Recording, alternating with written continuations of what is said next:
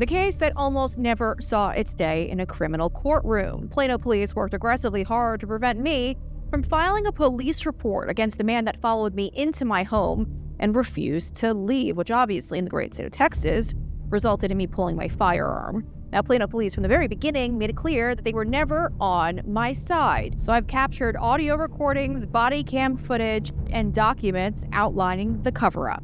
Meet Egyptian immigrant Harvey Barsoum. Barsoum is set to plead guilty for trespassing at my former residence. He is accepting the maximum penalty for following me into my home and refusing to leave last summer. Now, it's important to note, this door actually requires a fob to enter because it is a private residence. So he rushed behind me to snatch that door and then get into my building. Now, once inside, he begins to ask me in a very creepy tone to pet my dog. I issued him several warnings to exit the building because he did not live there. He refused to do so and even came up the stairs at me. After creating some distance, I issued him one more final warning before pulling out my firearm. Once Barsoum sees my gun, he runs away. It's worth noting, by the way, Barsoum never called police, but I did. And that's when Plano Police's cover-up began. Meet Officer Ken Mings. Just moments after the incident in the stairwell, Mings came into my home to take my report.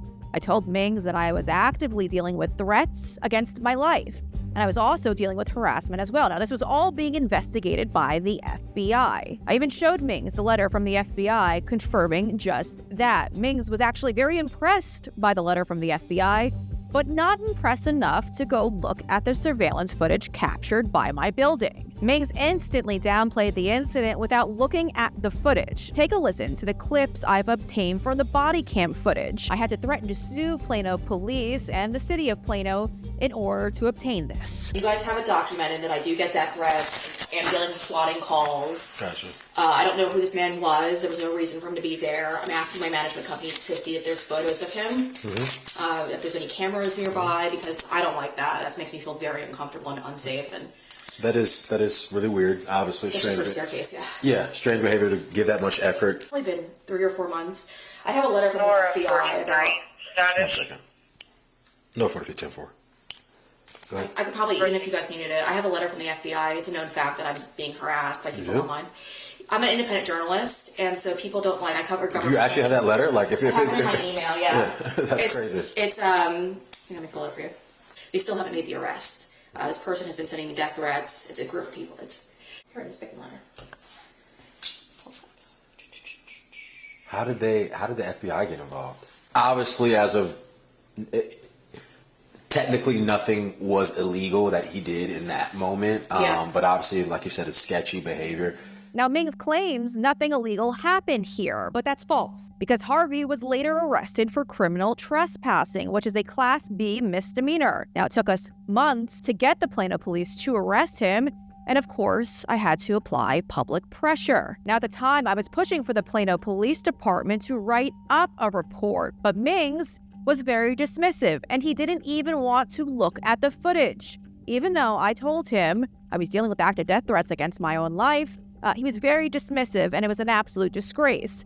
Now, according to a source, Mings did not go downstairs to retrieve the footage after I filed that report. Now, if you're wondering how do I know all of this, take a look at this email. As you could see, days later, the property owners tell me that Mings has not asked for the footage. The email goes on to say that if Plano police do want to actually look at the footage, all they have to do is ask, and they will gladly supply it for them. Now, I later demanded that the building just give the Plano Police Department and Officer Mings the footage, even if they don't approach them first. When they confirmed they did, Mings called me instantly to tell me that he had obtained the footage, and again says nothing criminal took place. I was told I was not allowed to review that footage, so I told Mings to enter that footage as evidence because I had plans to request it via Freedom of Information Act request. Later, I found out, after the city of Plano handed me my FOIA request results, that Mings never entered that video footage as evidence. Why? Well, I could just assume that Mings did not want me to ever see that footage. So that's when I physically went down to the headquarters to file a complaint against Mings. Mings also, in my opinion, lied in the police report, claiming he asked the owner of the property for their surveillance footage. The email I just showed you confirms that he never asked management for that footage until I got very aggressive with them. Even after I forced Mings to look at the footage, he defended his own original bias. In the police report, he downplayed the incident as flirting and even acts as Barsoom's defense attorney by claiming if he wanted to hurt me, he would have at the entrance of the building. Now, even after completing that report, Mings did not move to run Barsoom's face through facial recognition or even investigate who he was. That's according to my Plano police source. Again, Plano PD did not let me review the footage at any point until I threatened to sue. I had to threaten to sue the Plano Police Department and the city of Plano, who tried their very best to block me from obtaining the footage. After the threat of potential civil action, the police made sure to enter the footage as evidence, and the city of Plano later provided to me on an outdated CD. It was extremely difficult to find the footage on that CD-ROM, and it required me to obtain the help of a technological expert. As someone that covers sex crimes, murders, and assaults, I immediately knew the incident in the stairwell was not Barsoom's first. After Plano police failed to help me, I had to ID the man myself. So I turned to social media for help, and quickly, all of the great patriots started pouring in, and they tracked down Barsoom and provided me with his personal information. My instincts were correct. Multiple women in the DFW area claimed Barsoom was allegedly stalking them. One even posted footage of him doing just that. She tells me he stalked her for months at her place of employment. Now, she didn't know who Barsoom was, but he would often come in claiming he was single, but then eventually admitted that he was in fact engaged. Then he went on to talking to this stranger who he didn't know about his and her sex life, asking her really creepy questions. It's worth noting that Barsoom actually was never a client of this woman. He just happened to see her and then began to go after her. I also found out that Barsoom was banned from the Stonebriar Mall after allegedly stalking several women and talking to them about sex. Barsoom agreed to plead guilty to avoid these women from testifying against him. When one of Harvey's victims saw the footage that I had posted on social media, she went directly to the Plano Police Department to report him. But the Plano Police Department turned her away. You heard that right. They told her to go to another police station, and they didn't take down any of her information. Now, the reason why this is insane is because the police station they were sending her to falls under the same county that was at the time prosecuting Harvey. So why would you turn a victim away without taking down their personal information and handing it over to the prosecutor? Well, luckily, this woman reached out to me directly and provided me with very specific details, including evidence. Now, after that video went viral, the Plano Police Department were more concerned about their PR nightmare rather than helping me, the victim. Internal emails obtained by the great folks over at Judicial Watch show the panic that was taking place behind the scenes.